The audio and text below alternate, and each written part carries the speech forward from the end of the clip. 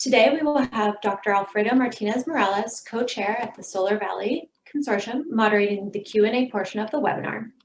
Now, I would like to welcome Fred Schwartz, a senior consultant with 40 years in renewable energy. Fred is senior advisor to Lamplighter Energy, working to transition to 100% renewables.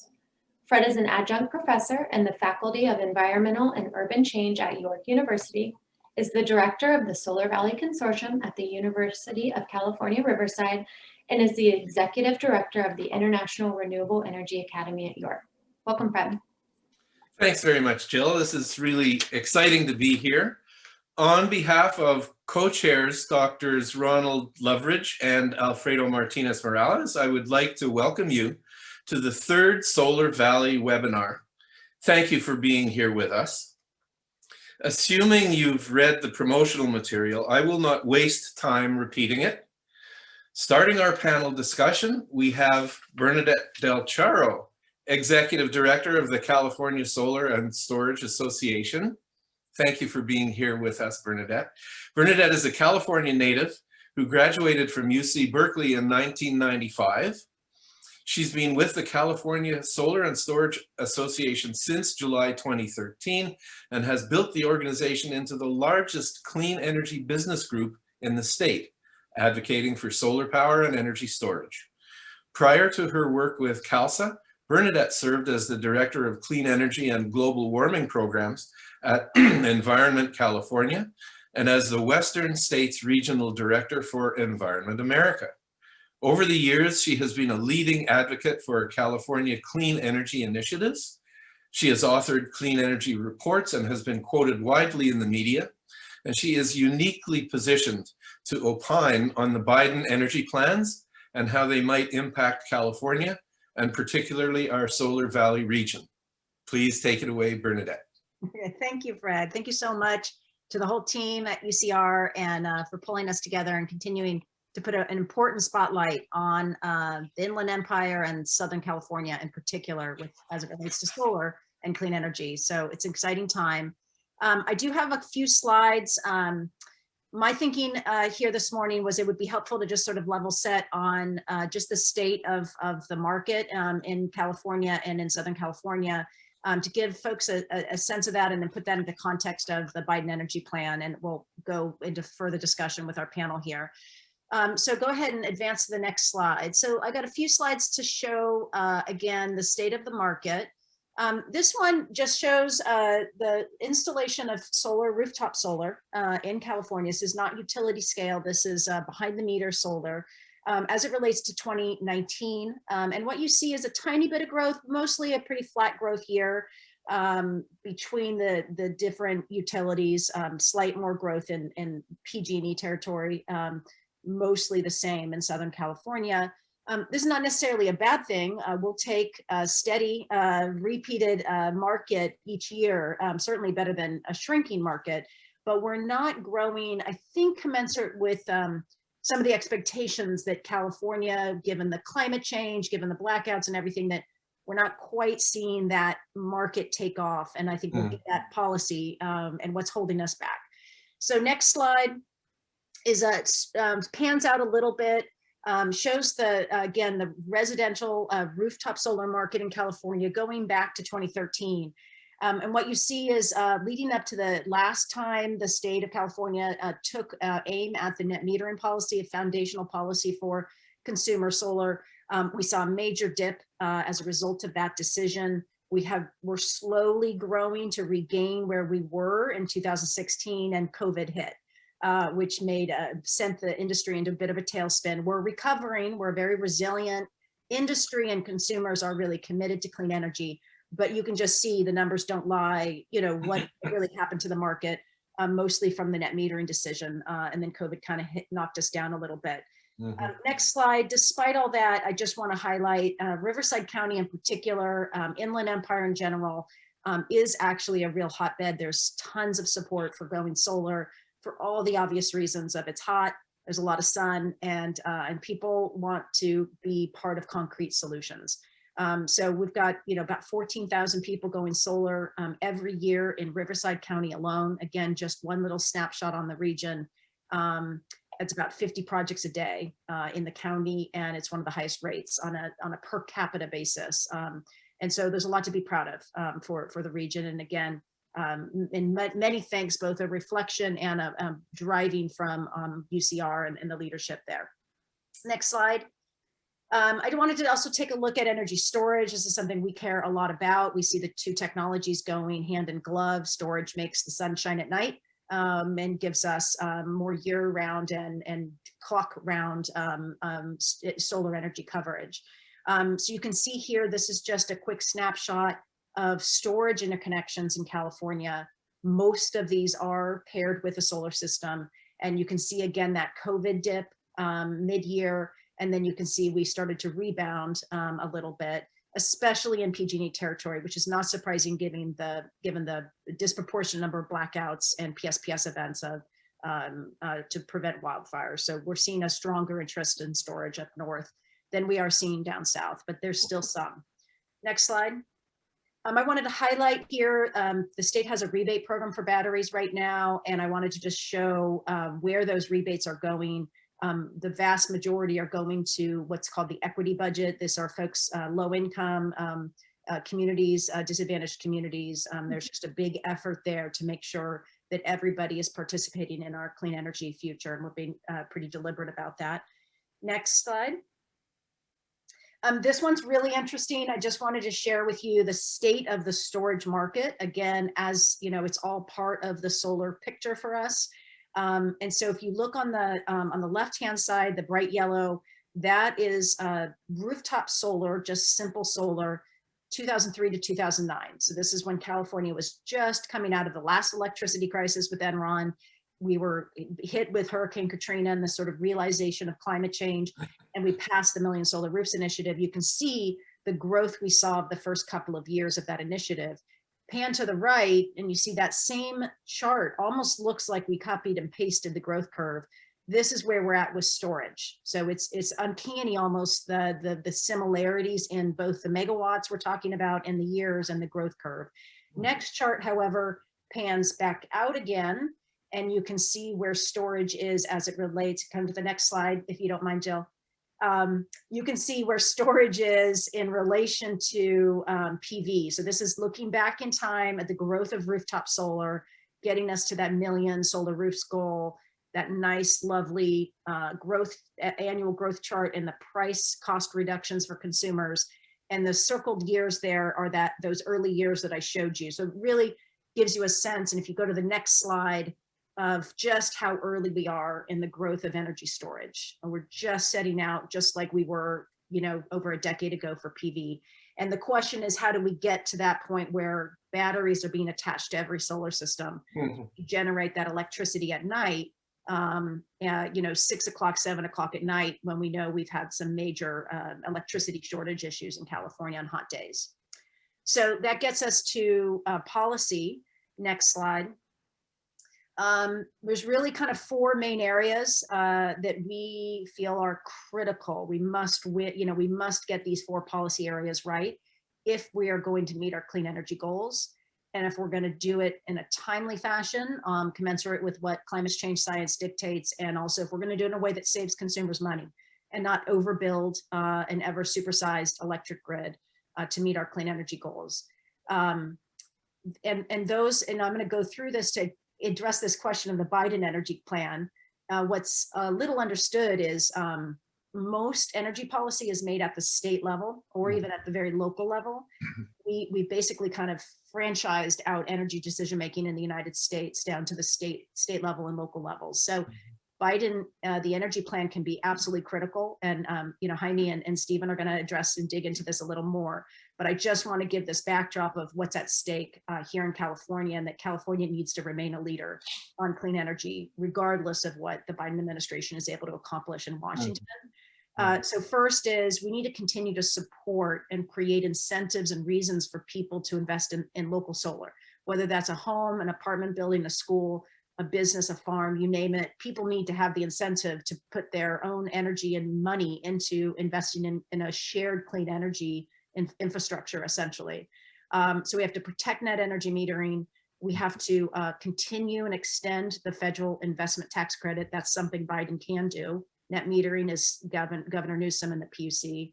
And then we have to continue to promote, like I said earlier, specific intentional programs to make solar pencil out for those in greatest need of energy bill reductions, which are low income ratepayers. Second, we need to grow storage right along with solar. We're not going to be able to meet our clean energy goals unless we do that. And we need to expand the rebates. They're going to actually probably sunset this year in Northern California and sometime in 2022 in Southern California. So we're looking at the end of storage rebates in California, and the economics aren't quite there to continue us along without those. And we need to expand the federal ITC to include storage, standalone storage, so we can continue to integrate all of this solar energy we're going to put on the grid. That's something the Biden administration can champion. Congress needs to act, but certainly the administration can champion that. Third is we've got to lower our costs of going solar and remove barriers and friction. We have way too much friction in the market right now. California is smarter than this. We can do a lot better on permitting. We're really advocating for automated permitting. The Department of Energy has actually created an open source free software platform for any building department anywhere in the country to use. It's called the Solar App, and it's free to use, and it's going to make permitting way easier for building departments and then lower our costs as well. We're also pushing, especially in the time of COVID, no-touch inspections. So we can do virtual inspections using the internet and modern technology like a smartphone. It's one of the greatest ways for building departments to lower their expenses. Think about, you know, if 50 people are going solar every day in Riverside County, that's a lot of inspections that the building department has to do. The building department do that way more efficiently with no touch, protect public health, and help us lower our costs by adopting these two simple tools, basically 21st century tools for building departments. And then our utilities need to do a lot better on interconnection as well. And then last but not least, virtual power plants. I'm going to leave this to Stephen. He's going to talk a little more about it, but this is the next frontier. If we go and build these plants, they are already on rooftops. We've got 1 million of them. We've got 4 nuclear power plants worth of solar energy on rooftops throughout California. This is tremendous. This is great progress. Virtual power plants basically allows us to turn those power plants on via the battery at any point in time that we need it. So again, Stephen's going to talk about some of the cool stuff on this front, but there's a whole lot of policy needs. Again, this is all really at the state level. So let's make sure, last slide, Jill, thank you. Let's make sure we keep growing this important market, keep providing all of that local economic development and opportunity and jobs that it brings. And let's keep the lights on for California. You know, there's this call for putting more energy on the grid to meet our increasingly hot summer afternoons.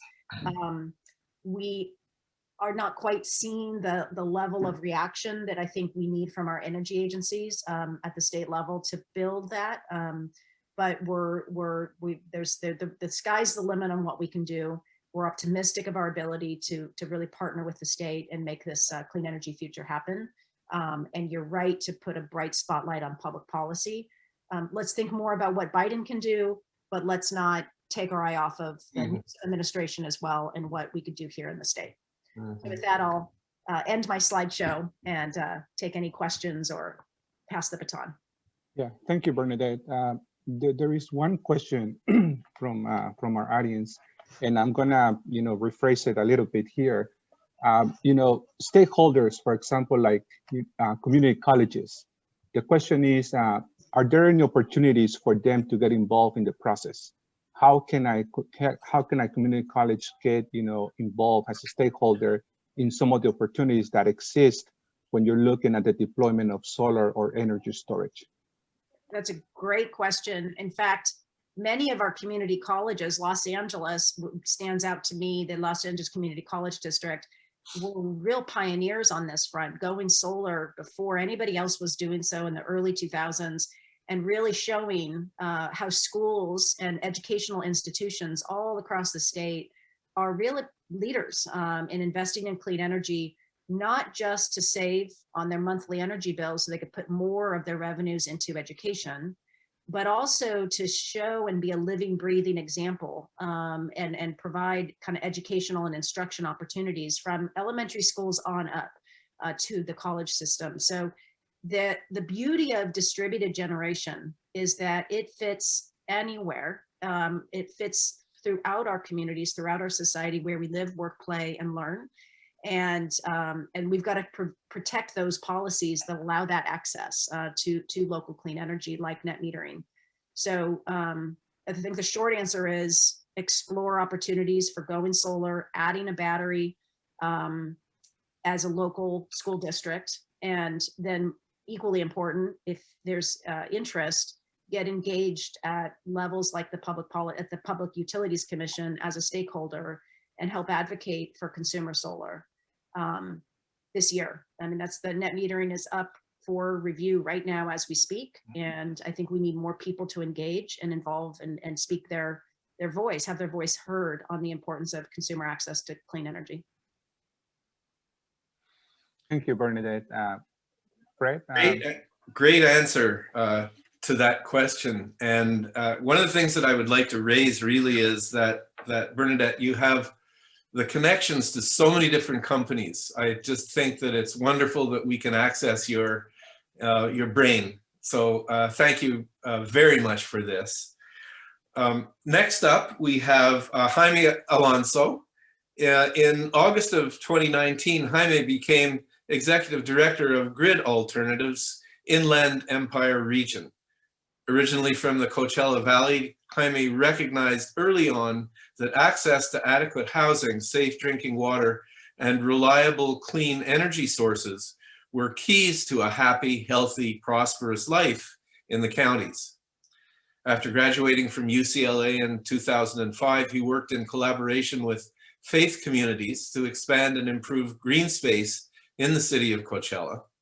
In 2009, Jaime graduated with honors from Brooklyn Law School, followed by a career as a legal and policy professional in Washington, D.C. As Executive Director of Grid Alternatives Inland Empire, he brings a breadth and depth of knowledge of the region from personal experience and from maintaining deep contacts in the community. He looks to positively transform the lives of residents and communities by providing low-income families with access to clean, renewable solar energy, and to help workers enter the solar industry. Please welcome Jaime. Hi, good morning, everyone, or good afternoon if you're on the East Coast joining us. Thank you for that introduction, Fred. I'm going to go ahead and share my screen. So you won't see my face. I'm going to be making sure that the whole screen is occupied by the presentation I'm going to be going over. Really happy to be here. Thank you, Bernadette, for your presentation. And Steve, I really look forward to your presentation as well. Also want to say thank you to Jill for all the nitty-gritty details she helped us with to get us here. So thank you, Jill. Just 1 second.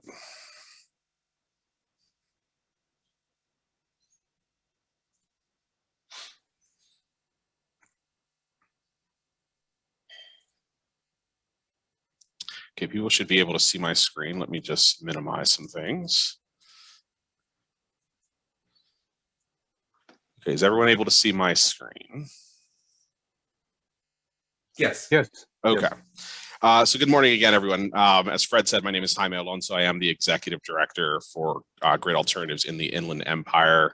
What the Inland Empire means for us is all of Riverside, San Bernardino, and Inyo County. So it includes a large chunk of Southern California and a big chunk of sort of the middle part, inland part of California as well.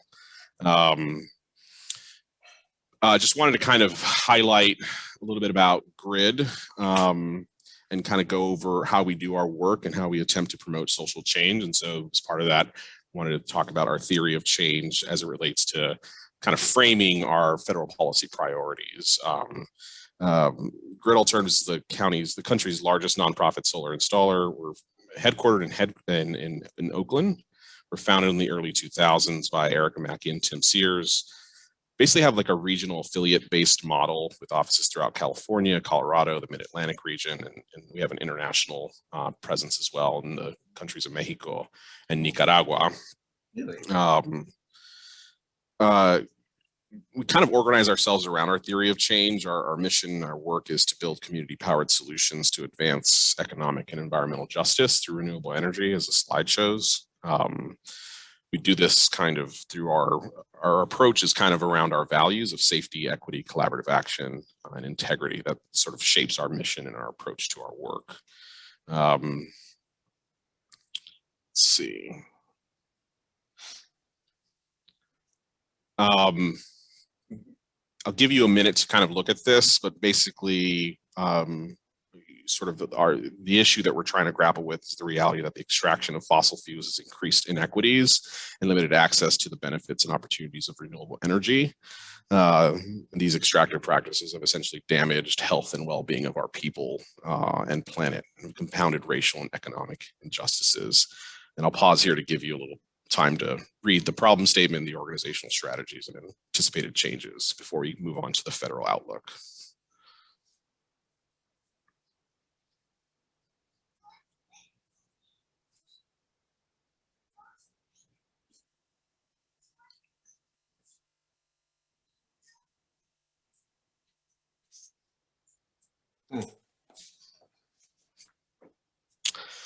So the federal outlook for anticipated changes that align with GRID's work is pretty promising for a variety of reasons I'll get into, and that Bernadette kind of touched on earlier. I think the fact that we're in the state of California really helps, that gives us a competitive advantage, in that we are already kind of familiar with the regulatory framework that is likely to be mirrored at the federal level. So I think that gives us a unique and competitive advantage.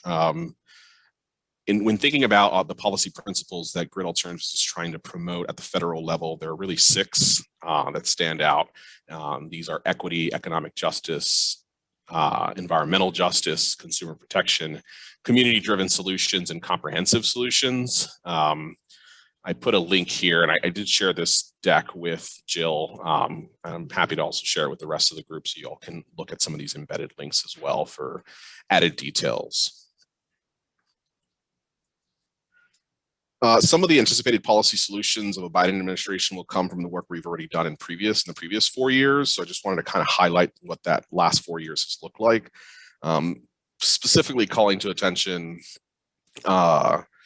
the Senate Bill 2462, the Low Income Solar Energy Act, which would essentially expand rooftop solar financing programs to low-income households across the country. This is similar to the SASH and DAC-SASH programs in the state of California. Not exactly, but it's very similar to that, in that their focus is on creating financing programs for low-income households to get solar. And this would be a countrywide initiative similar to what we have in the state of California.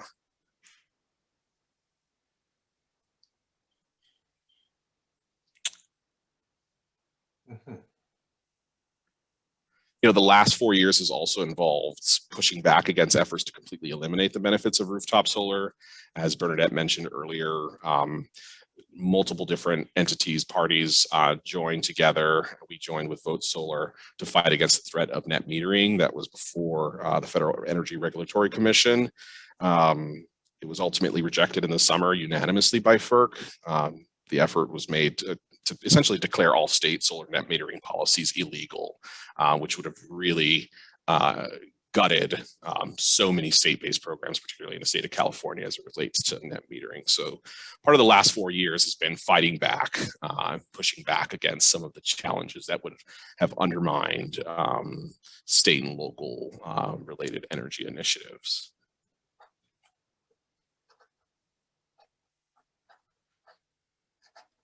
With the Biden administration, we anticipate fewer fights and battles and more collaboration around promising renewable energy policies. And here are some of the clean energy solutions supported by the recent stimulus package. I'll just draw your attention to funding for microgrids, which is that 4th bullet point. The stimulus package authorized $15 million a year for 5 years for the program, which requires an element of cost sharing for projects. The bill also directs the DOE to establish a program to promote microgrid systems for isolated communities and to increase critical infrastructure resiliency. Resiliency is going to be a theme and when it comes to renewable energy policies at the federal level. And resiliency is already a theme in the state of California, as some of you may know. The bill authorizes $15 million a year in grants for microgrid pilot projects for isolated communities, rural electric cooperatives, and municipalities. So that was just one I wanted to call out, but this is a list of clean energy initiatives that have been supported in the recent stimulus package.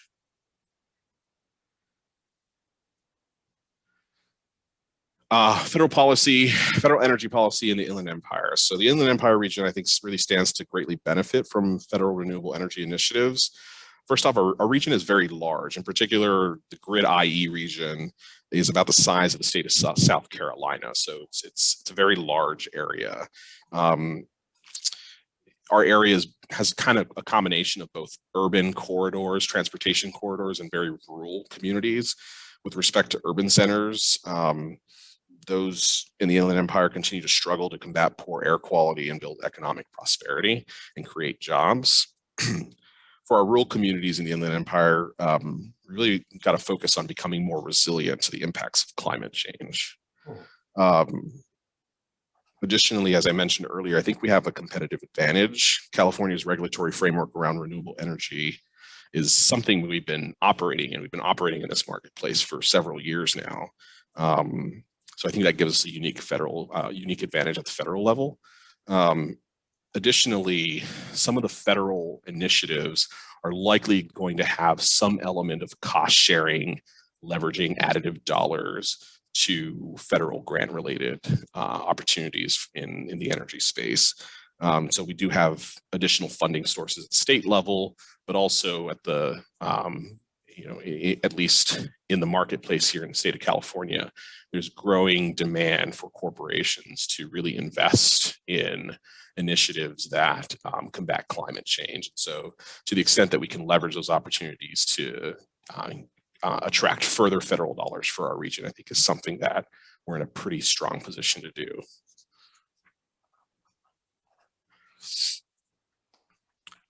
These are the clusters of areas that Grid Alternatives is focused on in terms of federal policy recommendations. I'll draw your attention to three.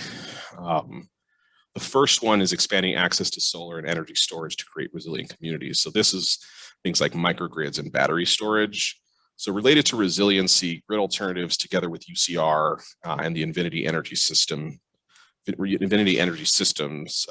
working in collaboration with the Saboba Band of Luisinho Indians, will be installing a long duration energy and renewable off-grid microgrid system to enable the Saboba Fire Station to provide the community with complete critical services during emergencies and fires. This project is about $1.7 million and is funded by the California Energy Commission. And we think the expansion of federal dollars around microgrids, I think, will allow us to continue to build off our resiliency work in the Inland Empire. Related to community ownership, that third bullet, last year, actually it was in 2018, late 2018, Grid was awarded a little over $2 million to install the first low-income community solar array in the state of California in partnership with the Anza Electric Cooperative and the Santa Rosa Band of Kuya Indians. This will benefit low-income Anza Electric subscribers between 250 and 300 low-income homeowners or subscribers for the next 25 years. That should result in about $5 million in energy savings over that same period of time.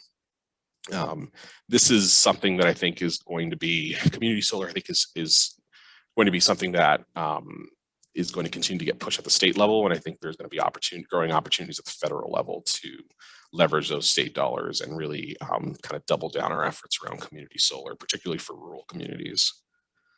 And then lastly, related to workforce training, something I didn't mention at the outset that I should have is Grid's work in terms of installation is fully integrated with the workforce training model, meaning that all of our job sites have a trainee at them, whether it's a volunteer, a fellow, or a paid intern.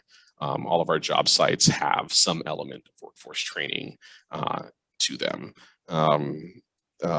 This is, I think, going to give organizations like Grid and other for-profit companies that also have workforce training built into their models an advantage, I think, when it comes to pursuing grants. In particular, Grid is focused right now on servicing folks who have been formerly incarcerated. We have applied for and have received several CalCRG related grants and are applying for additional ones this year and are through the second phase. So we're hopeful that that will kind of continue to build off of our equity work and there'll continue to be opportunities to train diverse workforce in the Inland Empire region. So with that, I think I'll just go through the remaining slides, which is kind of a running list of recommendations, both on the executive side and then wrap it up with some of the legislative ones. And I'll just give you all some time to look at these. Just really quickly, this slide here is about executive related actions that Biden has either indicated his administration would take or has already taken through executive order.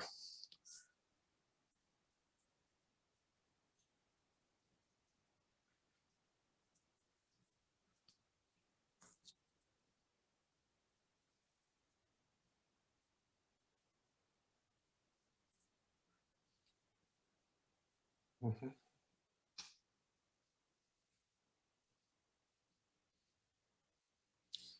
And this is the running list of federal legislative recommendation priorities. I think, suspect we'll hear more about the ITC extension.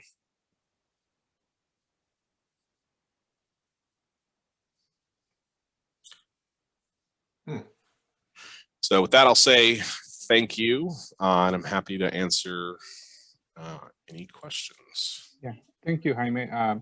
I do want to ask you a question, and Bernadette already addressed this question that was raised by one of the attendees, but I would like to hear your take on it, because I believe that you guys are doing incredible work working with disadvantaged and low-income communities.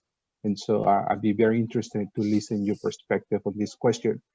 So let me read the statement. It says, I am enrolled in a CCA and get 100% renewable power. Our CCA procures grid solar at about 1/3 of the cost. Why should the state advocate for more expensive rooftop power?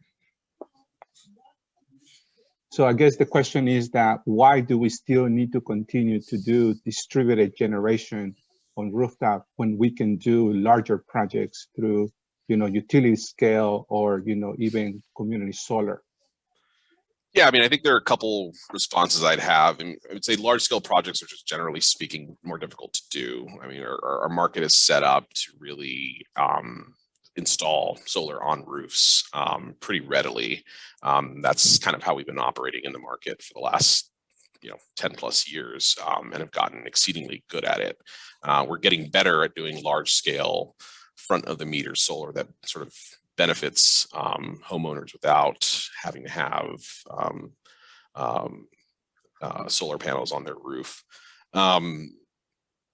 I will also say that there is an immediate need that people have, an immediate economic need people have that is addressed by the immediacy of putting solar on their roofs in terms of immediate energy savings. And I think that, the last thing I'll say is that the question itself, I think, assumes a competitive friction between the two. And I think that's probably the wrong way to look at how we tackle some of the large and ambitious goals that we have. We need an all-above approach. Yeah, thank you, Jaime. And Fred, I believe you may have a question. So I have a couple, actually. What's the sort of the internal process of eligibility that you would go through? So let's just say you get a grant for a certain amount of money, but you don't have individuals identified. What's that process look like? Yeah, we're actually going through that process right now with the Anza Electric Cooperative. We're about to be energized next month. So this is the 1 megawatt community solar project that we're working with the Anza Electric Cooperative and the Santa Rosa Vanaquia Indians. And part of GRID's responsibility or deliverable is in that grant is to work with the Anza Electric Cooperative to essentially recruit qualified subscribers. And we're utilizing, so GRID has been qualifying eligible homeowners based on income level through our administration of the SASH program. And so we're using a lot of the same protocols and documents, essentially, required documents to support ANZA in getting those subscribers. And so there's an element of institutional or just experience that we have that we're bringing to the table in sort of with these large scale solar projects, and making sure that the actual intended beneficiaries are in fact benefiting from these larger scale projects. So another question, let's just say you've identified a homeowner and a location. What sort of process do you go through to scope out the solar installation on the roof? Are you talking about residential, on the residential side? Yes. Yeah, so the first thing, assuming that they meet the eligible criteria for being able to access the state level rebates, we have a site visit. Site visit is done by one of our staff. The purpose of the site visit is to kind of look at the condition of the roof, look at the condition of the electrical system, to make sure that if there are any roof repairs that are needed or any electrical upgrades that are needed, that we take care of that first. The last thing we want to do is put a brand new solar system on a roof that needs to be replaced in the next 5 to 10 years.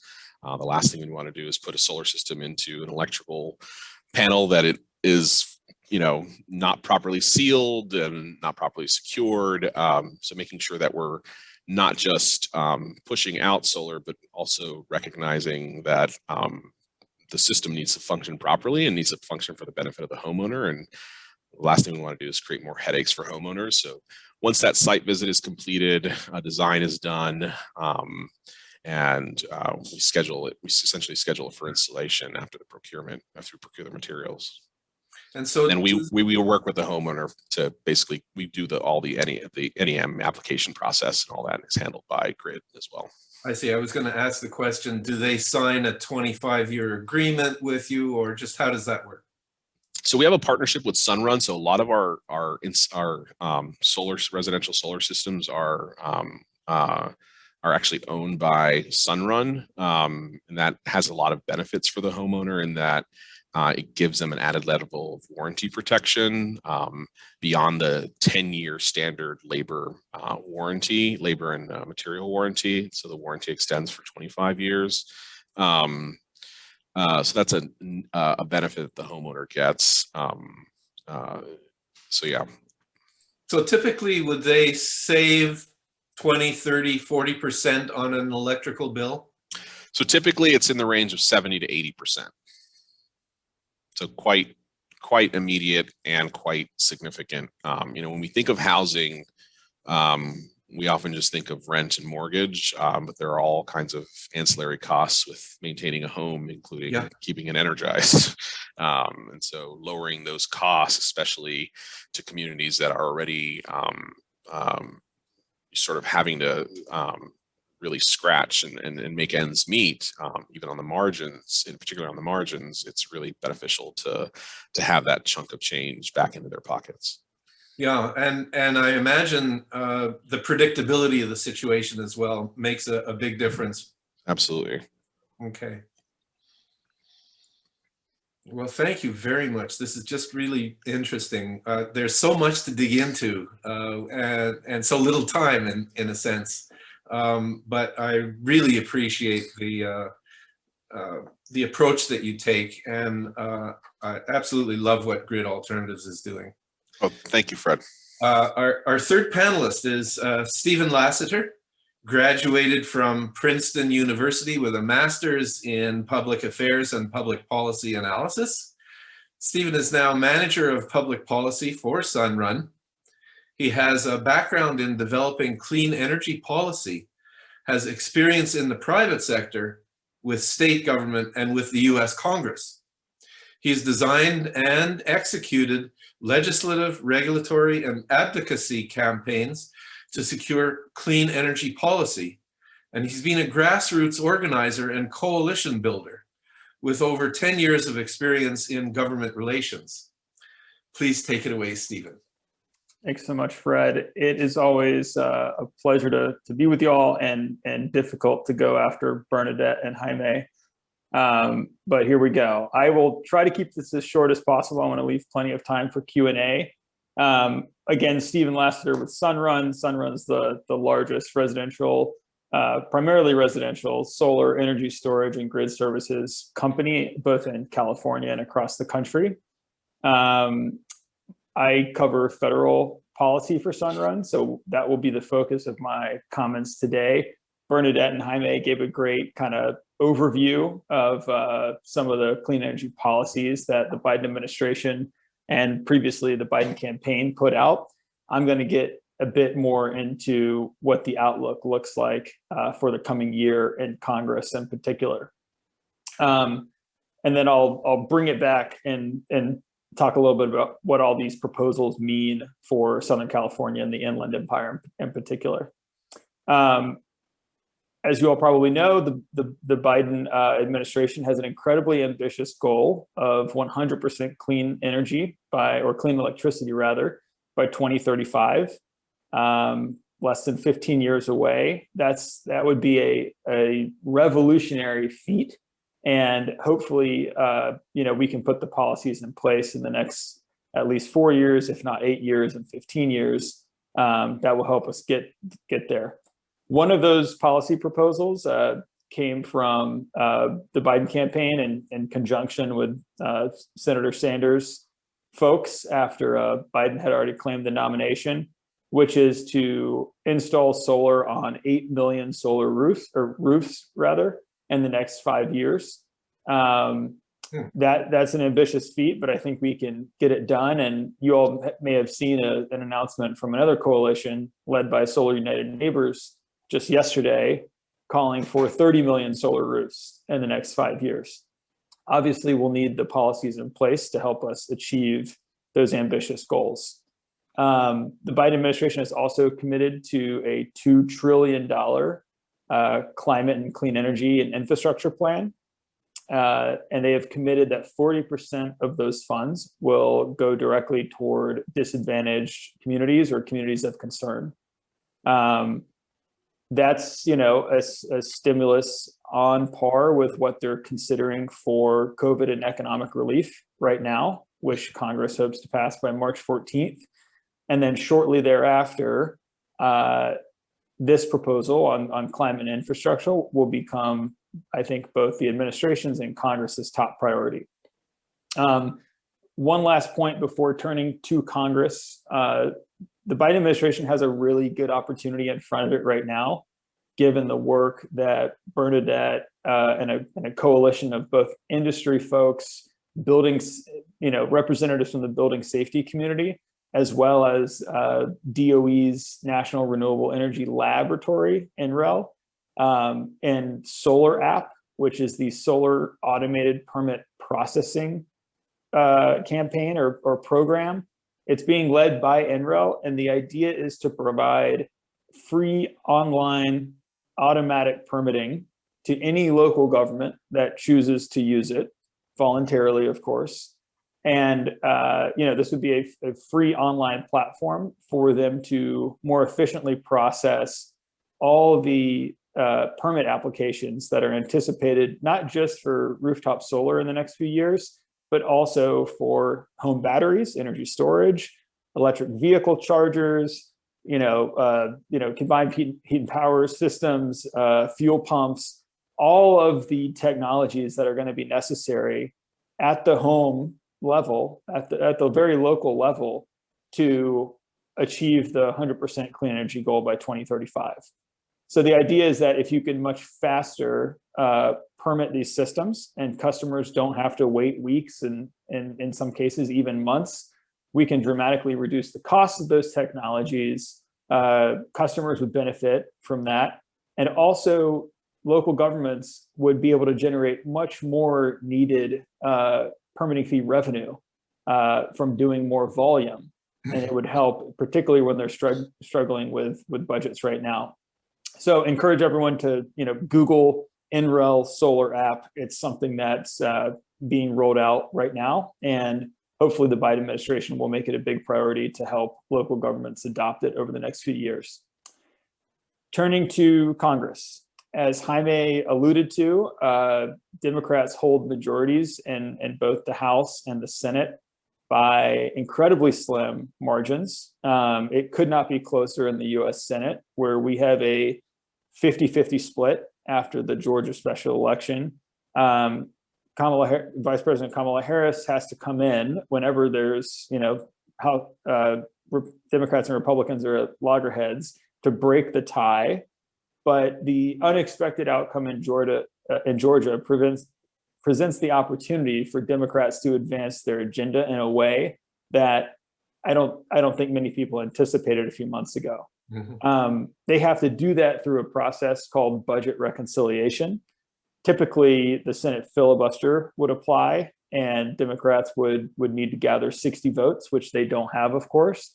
However, through this policy pathway called budget reconciliation, they only need to pass certain types of legislation with a simple majority. So that would be the 50 votes they have in the Senate, with the vice president coming in to break the tie with a 51 vote majority. In the House, I think Speaker Pelosi can only afford to lose about 4 of her members on any given vote. So what this means is that the Democrats in both the House and Senate are going to have to do a lot of work to bring together the entirety of their caucus to reach consensus on any particular item.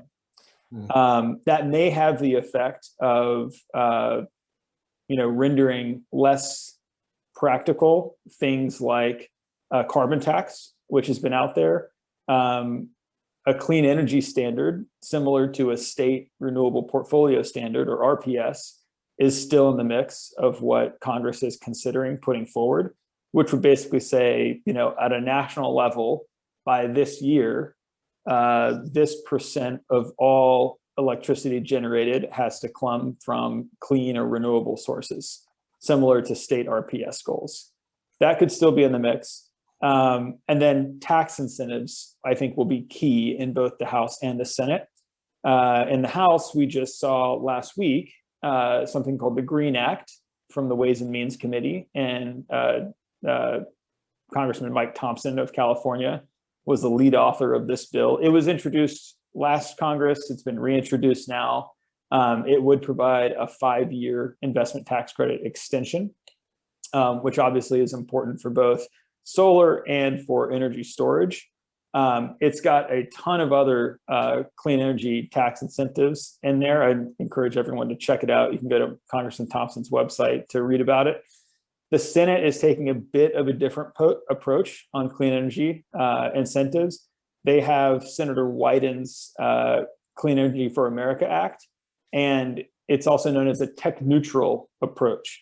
So instead of providing tax incentives for particular technologies like solar or wind, it would provide incentives based on the amount of emissions that a particular technology mitigates. So solar, for example, would continue to get a 26 or in this case 30% tax credit because it emits no carbon, of course, to generate electricity. If you're a fuel cell, for example, and you do rely upon some fossil fuel, you would get a lower credit. And then over time, as aggregate US emissions are reduced, these tax credits would begin to phase out. But similar to the Green Act, they would provide longer term extensions of current clean energy tax policy, which would provide the certainty that companies like Sunrun need to plan and invest and deploy as much clean energy as possible in the coming years. So at some point in the next month or two, the House and Senate will need to reconcile these two approaches. The Biden administration will surely weigh in and folks will try to get on the same page, and then they'll pursue this, a large, presumably $2 trillion climate and infrastructure bill in the coming months. But that could take some time, given all the procedural hurdles that need to be overcome via the budget reconciliation process. But they plan to move quickly, and it'll be an interesting next 6 months or so in Congress and watching the White House. Just to bring this back to Southern California, what does all this mean? Well, if some of the policies I mentioned do come to fruition, it means that a lot more, distributed and large-scale clean energy is going to be deployed, and we have a chance of building the future clean distributed grid that we're going to need, both to decarbonize the grid and also to improve customer resilience in the face of increasingly extreme weather. There are really important solar access, equity, and environmental justice pieces to this. Sunrun, for example, has committed to building 100 megawatts of solar on affordable multifamily housing in the next 5 years. And just to wrap this up, because I know we're almost at time, to Bernadette's point about what we refer to as virtual power plants, just to put it simply, customers are increasingly opting to add a home battery to their solar systems because a battery has the ability to keep your lights on when the grid goes down during outages. In addition to that incredible resilience value and benefit that more and more customers are opting for, companies like ours can operate all of these distributed home batteries in concert at the same time in partnership with utilities and other load serving entities to help meet peak demand on the grid and other grid needs at times when it's most needed. So, for example, in August, when we had rolling blackouts across California, we can aggregate all of our home batteries together, hundreds or thousands over a given utility service territory. We can essentially press a button at headquarters and discharge all of those batteries to the home or to the grid at the same time to help meet peak electricity demand on the hottest, longest days when everyone has cranked up their AC. Obviously, this has the benefit not just of helping to prevent outages, it also has the benefit of reducing the cost of the overall system for all ratepayers, which is obviously a huge benefit. And one of the things that we would point to when people raise questions about, well, isn't it cheaper if you install, large scale solar projects out in the desert? That can be, on a dollar per watt basis, sure. But when you take into account things like resiliency values and also operating the grid, fully utilizing all of the distributed resources that are increasingly being added onto it in a really efficient way, there's incredible savings there. And a report just came out recently indicating that it's actually the cheapest way for us to decarbonize the grid and achieve our state clean energy goals is by further pursuing distributed energy resources and changing the ways that utilities and CAISO and others have access to and operate those resources. With that, I have blabbered for much more than the time allotted to me, but really, looking forward to the conversation and happy to answer any questions. Yeah, thank you, Stephen. We're actually going to give you a few more minutes because we can ask you, we have a couple questions to ask. I would like to start by asking you, I think we have already highlighted the fact that distributed energy resources provide resiliency to customers, but they can also provide support for the grid. I imagine that when people in a region are thinking about potential benefits or what can the Biden plan mean to a region, they're probably thinking about job creation and economic, stimulus. Could you maybe touch upon those two things from the perspective of Sunrun, right? Where do you see that, these kind of efforts can lead to creating jobs and also creating, economic opportunity for people? Absolutely, and that's a critical point, and the something the president regularly points to. he said repeatedly, when people say climate change, I think of jobs, right? This is an enormous economic development opportunity in front of us.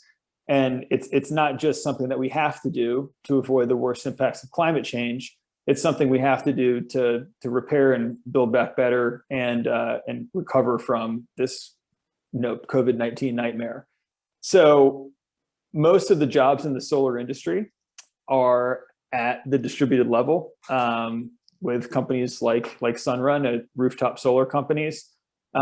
These are full-time, good-paying jobs, and all of our employees are, Sunrun employees in-house who, if they're on a crew, they go out to probably 2 houses a day and knock out 2 residential installations in a day.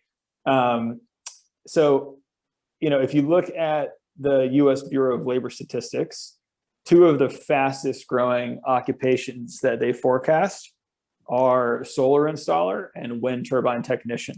Mm-hmm. So, this is how we can put people back to work and good jobs. We don't have to expose them to, all the hazards of our conventional generating system, whether it be working in a coal mine or on an offshore rig or anything like that. So there's a huge economic opportunity in front of us for everyone to participate in, including West Virginia coal miners to folks in the oil and gas industry in Texas. And this is something that the Biden administration is aware of and Congress is aware of too. One other piece of legislation I would point people to is from Congressman Rush from Chicago, which is the Blue to Green Collar Jobs Act. It's got a ton of support across, all types of industries, from utilities to folks in, the fossil fuel industry, et cetera. But the idea is that, we do need to properly transition folks, and it needs to be a just transition. And I don't think it will take much. A lot of people in the industries of conventional generation have incredible skill sets that are directly applicable to the type of work that we do in the clean energy industry. So we're going to welcome them and look forward to all the opportunities going forward. Yeah, thank you. There is one more question from Elmer. It says, how can we create policy to ensure workers are receiving career training, benefits, and a living wage? Can we partner with local building trades to capture the labor force within the communities we are developing in? Yeah, absolutely. And it partially depends on the type of solar projects we're talking about. Some are more conducive to direct partnerships with established labor unions than others, particularly large scale projects where those jobs are typically subbed out to, a skilled workforce. But Congress is also considering this. And one of the ways it's thinking about doing that is providing an additional 10% tax credit for, clean energy projects that meet certain labor standards. So I think that is a good approach that would further incentivize folks to do things like pay a living wage and the minimum wage if they're not already. But I would say also there's a report recently that came out from a group called E2, which found that I think it's in the solar industry, the median or average wage is something like 28% higher than the national median wage. So we're already talking about, good paying jobs here. And I think there's a recognition from Congress that that's the case. And hopefully we'll see those policies go into effect. Excellent. Before we open the floor to a discussion by the panel, there's one last question I would like to ask you, Stephen. And this is from Paul. It says, does Sunrun see any policy frameworks under consideration which will link renewable power generation to 1, carbon capture plus utilization, 2, renewable hydrogen via electrolysis, and 3, the resulting production of electrofuels or feedstocks, such as synthetic jet fuel or renewable methanol? Excellent question.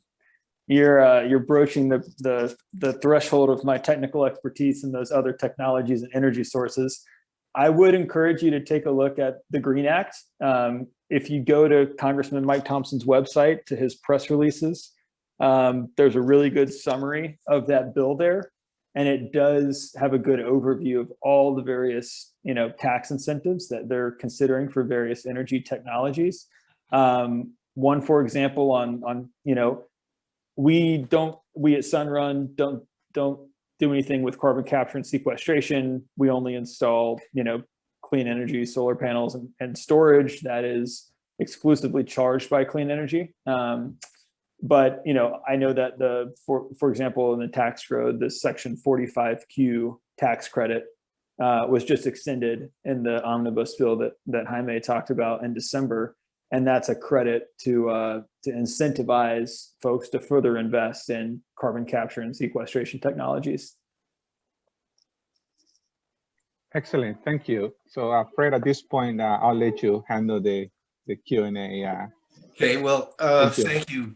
Thank you, Alfredo, for that. Stephen, I have one question for you. So I think I understand the relationship that Sunrun has to customers. An additional question that I have, and I'll qualify it by a comment that I have to make.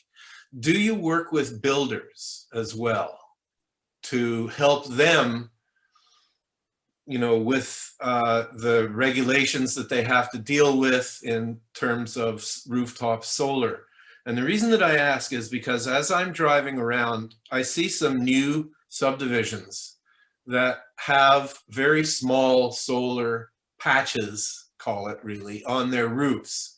And so the thought that I have is that the builder is building to code, not load. And I'm just wondering if there is a relationship that you're developing with builders to address that. Yeah, after the California solar roof requirement took effect in 2020, there was certainly a lot of outreach from the solar industry to home builders in order to figure out ways to meet those new requirements. Bernadette probably can speak better to that collaboration than I can, but I will say increasingly there will be a need to take full advantage of the available space on a given homeowner's roof, right? It doesn't make sense to, put 4 panels on a home when there's room for 10, especially if that homeowner anticipates buying an electric vehicle in the future. And apparently in California, they will be doing that after 2035, I think it is, when the governor has said that all vehicle sales in California will be electric. Mm-hmm. So just one other point here. I mean, there's a lot of benefit in fully utilizing the built environment that we have already, both from maintaining, open spaces and from a land conservation viewpoint.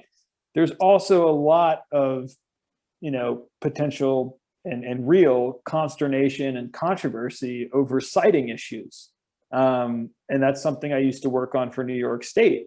New York, like California, has very ambitious clean energy goals, but it can quickly become contentious in terms of how people feel about where those large projects are going to go. Mm-hmm. So there's obviously much less controversy wrapped up in someone simply putting panels on a roof where oftentimes you can't even see them. So, that's one of the things I'll point to, but I'll turn it over to Bernadette if she has anything to add. I was busy answering a question in the chat, and so I missed the very first part of the question. Can you repeat it, Fred? Sure. Builders seem to be attempting to deal with the regulation by building to code, not load. And is there a way to address that? Yeah, this is a surprising thing in the code. So for those who aren't familiar with it, California basically rolled out last year, officially a year before, a mandate that all new single family and low rise, so 1, 2, and 3 story buildings come with solar now incorporated into the construction. And there's very few exceptions that let the builders out of that. Shading and other things that might restrict your ability to go solar are built into the code. But for the most part, it should capture about 80% of California's new construction going forward. There is this interesting wrinkle in the code. It's not a wrinkle, but it basically, as we electrify both our transportation, as Stephen alluded to with cars, and as we cut the cord on natural gas and propane and other forms of fossil fuels that are also piped into our homes, the code actually doesn't require the builder to build out that solar system and make it meet load, either real load as they build an all electric home, or as Stephen alluded to, anticipated load in terms of consumer behavior of their purchasing of the electric vehicles. So this is kind of a short-sighted thing in the code.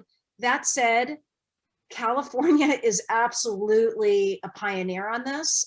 Just this whole idea of incorporating clean energy technologies into building code and making it a mandate. I think it's what we've gotten to this point in part by pushing builders, and both from consumer and policy arenas, and bringing them along to build the homes that Californians want to live in. And so I think there's this balance of the code is the floor. That certainly doesn't mean that our building companies should not build to the sky, right? And so create that clean energy home. It's absolutely going to be, to Stephen's point, in the consumer's best interest to maximize their roof space, to add a battery in the garage and do that while the home is being designed and built. Somebody had asked me, or asked earlier in the Q&A, what's the cost of going solar in a retrofit versus a home? You shave off at least $1.50 off the cost of a solar system when you incorporate it into new construction. So those are huge efficiencies. And as we move toward all electric and cut the cord on fossil, consumers are going to have even bigger electric bills, already burdensome for most people, unless we build in this smarter, more cost-effective way to decarbonize our lives. And so it's a great question. I think I point more to our builders and to our consumers of let's build what we need to build.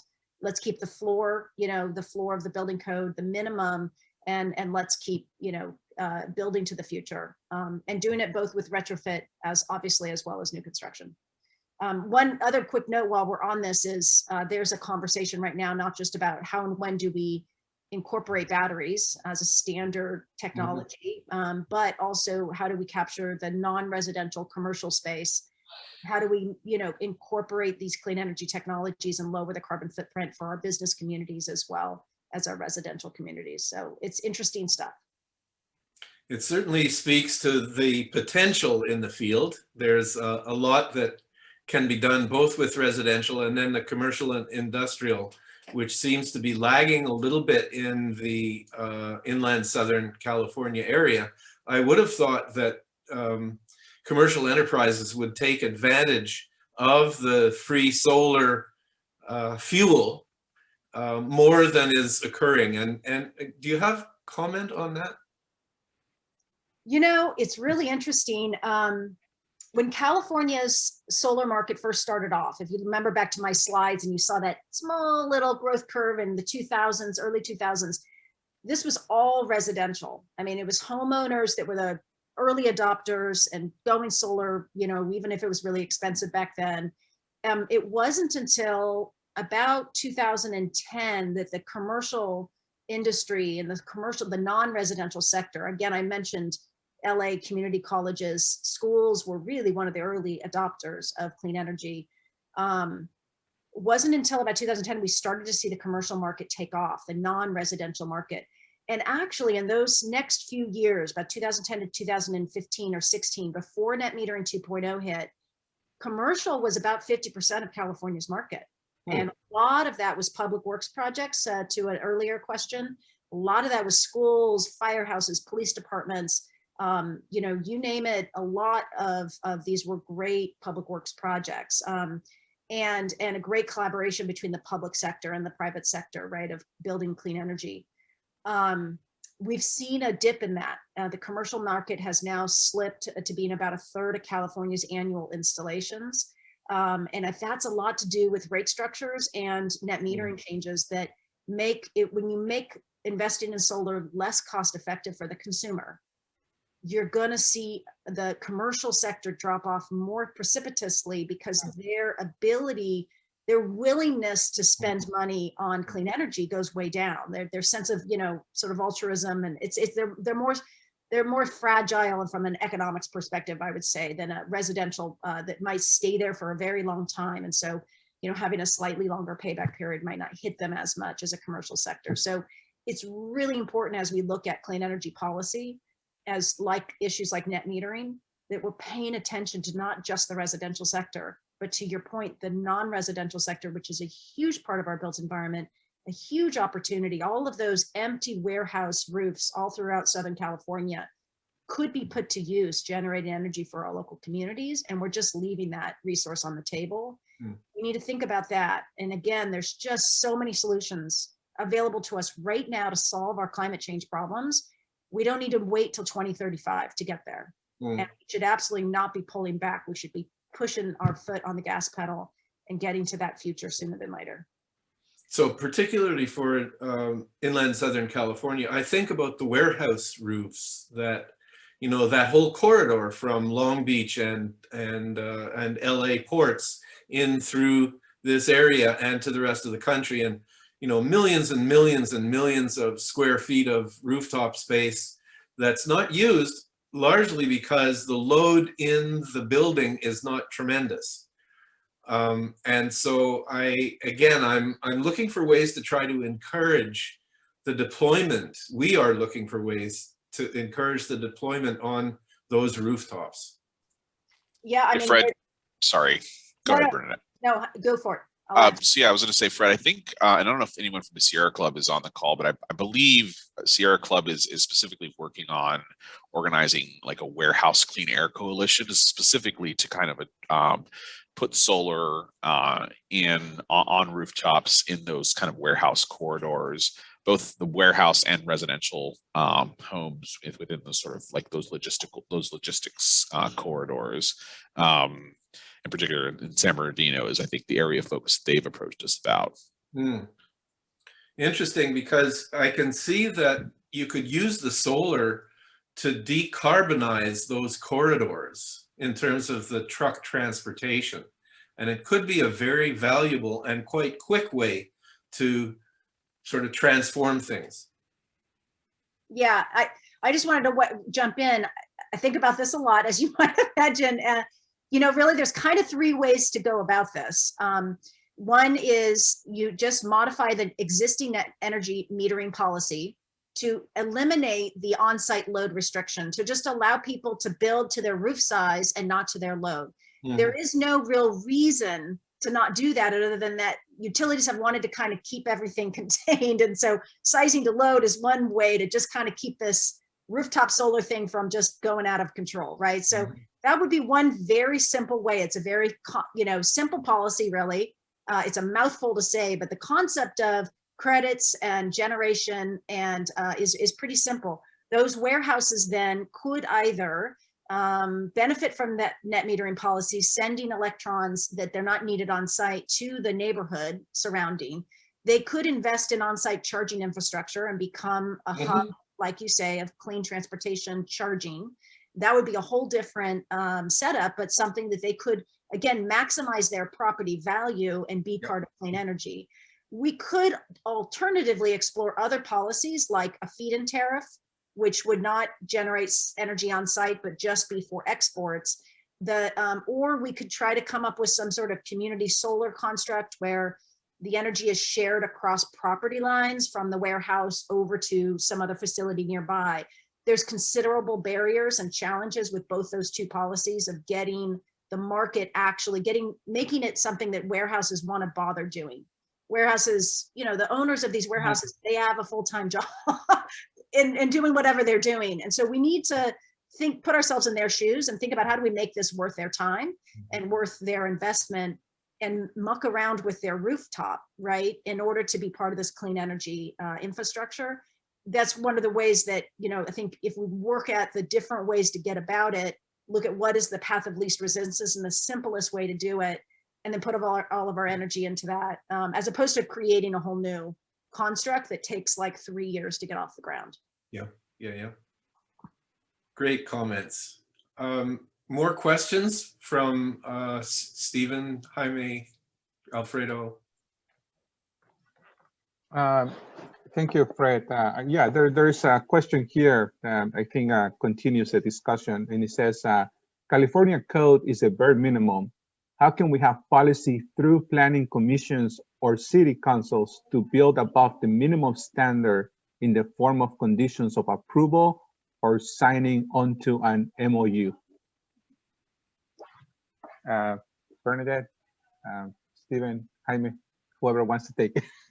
Yeah, I mean, I think it's a great point that I talked earlier about what's called Title 24, the California Building Code. Mm-hmm. And that's a uniform code applied. It's uniform with climate settings, but depending on where in the state you're building. But it's a standard minimum floor for the state of California.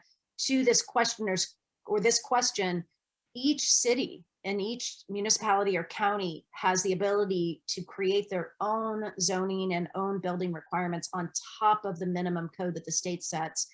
And so we're seeing a lot of cities embrace this idea of solar mandates. Of course, Southern California was the famous first city to mandate solar long before the state did. But we also are seeing electrification policies emerge in California. That the leadership at the local level is really powerful.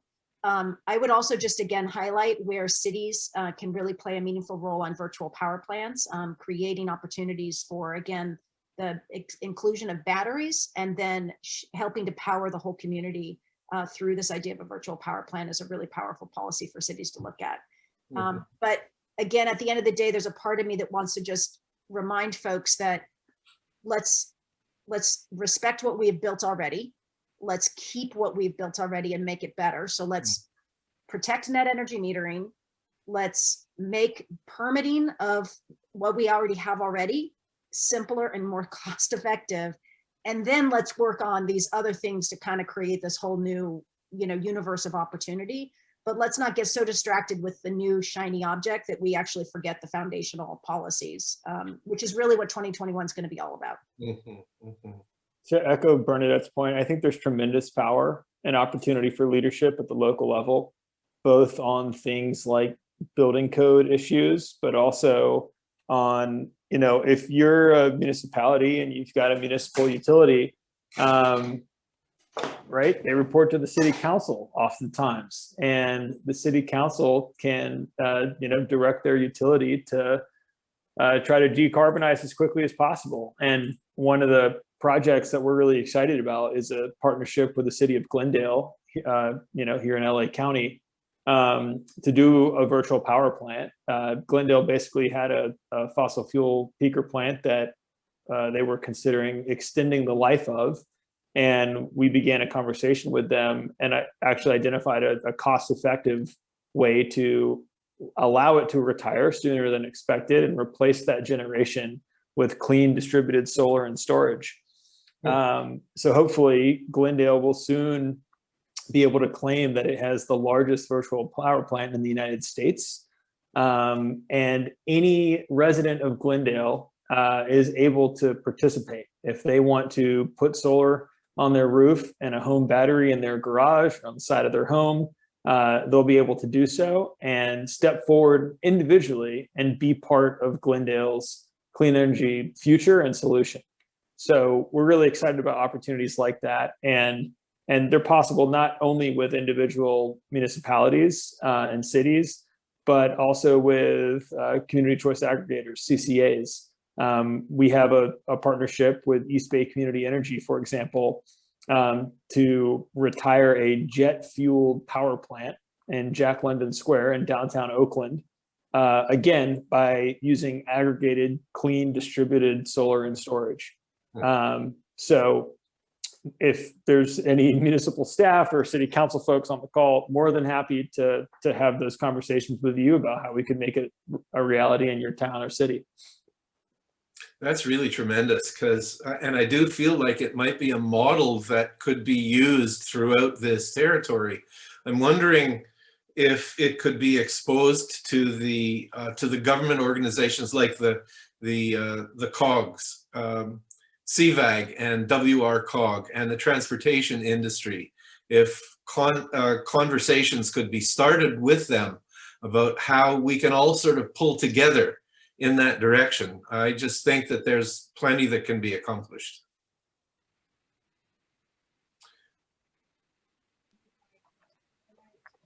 Okay, there is another question, and it's going to take us a little bit in a different direction, but I think it's an important question to ask. And basically, when we think about solar, when we think about some of these renewable energies, one of the biggest arguments we make is that they're clean, right? And they don't, they don't have emissions, at least not from the production of electricity.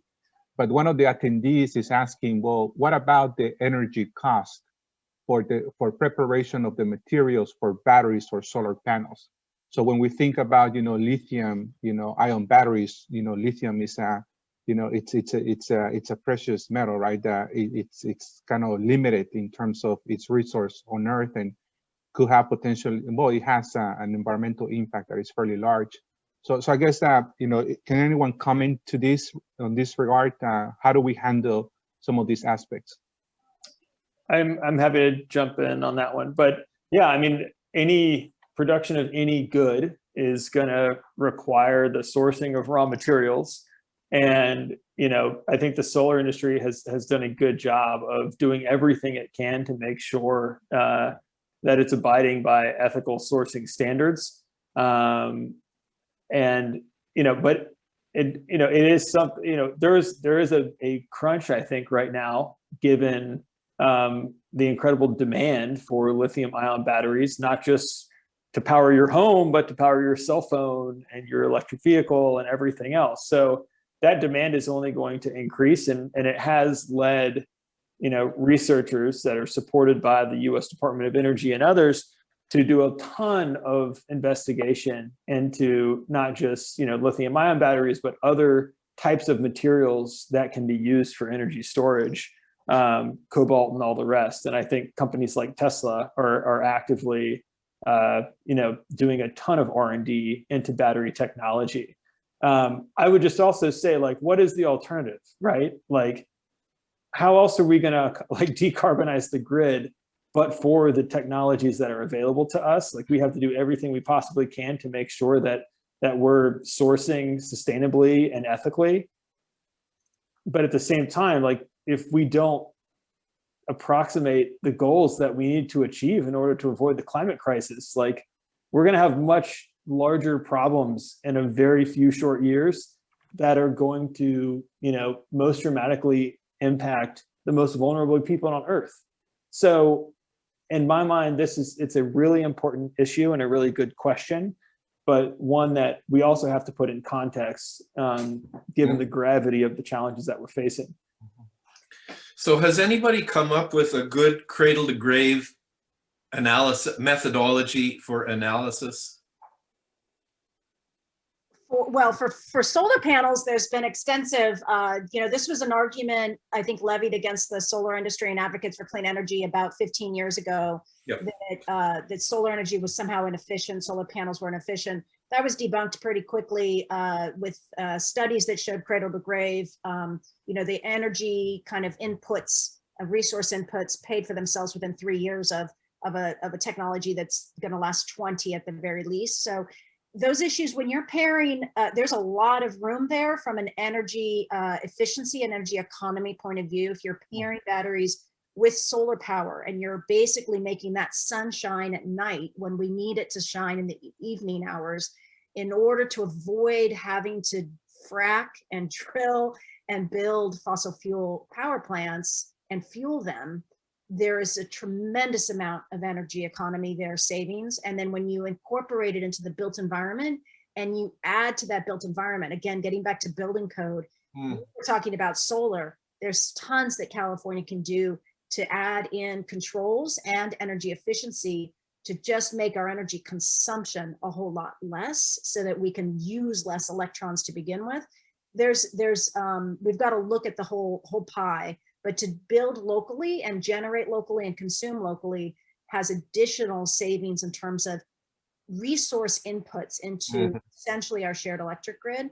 And then, you know, again, on the battery front, there's a whole new area on recycling and reusing of batteries for post-consumer use. So on our electric cars, for example, when a battery becomes less useful for an EV, it can actually be paired together. A bunch of used and spent EV batteries can actually be used in a building to help provide backup power for the building, extending the life of that battery. And there's a whole area of research. The California Energy Commission, through their EPIC grants, has been funding a lot of really innovative California businesses that are looking at this and figuring this out. So it's a race. We're figuring out something we've never done before, but there's no shortage of smart people and solutions to figure this out. I'll also just add that energy storage isn't just only lithium ion and the various different chemistries. There's a lot of other batteries that are out there to tap into that have various different chemistries. So the key from my point of view is let's create the demand and remove barriers, and innovation and business opportunities will kind of will fill the niche that California and all of our, you know, our whole country and our whole world needs.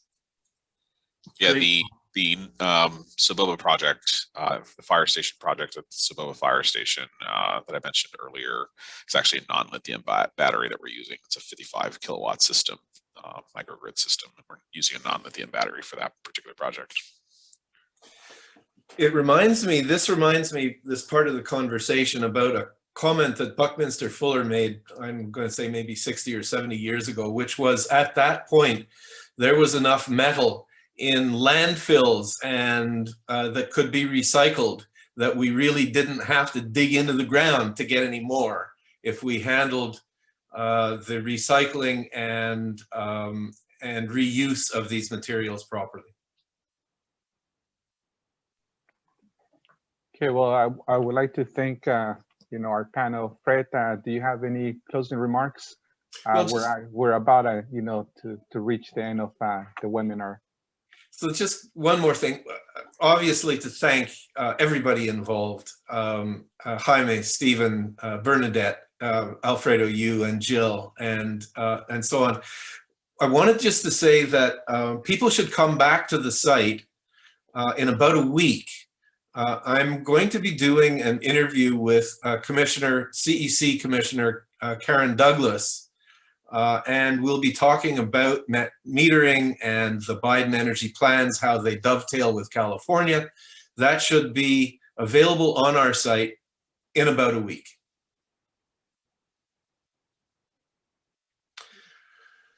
So with that, I think we're unless somebody's got something urgent, I think we're done.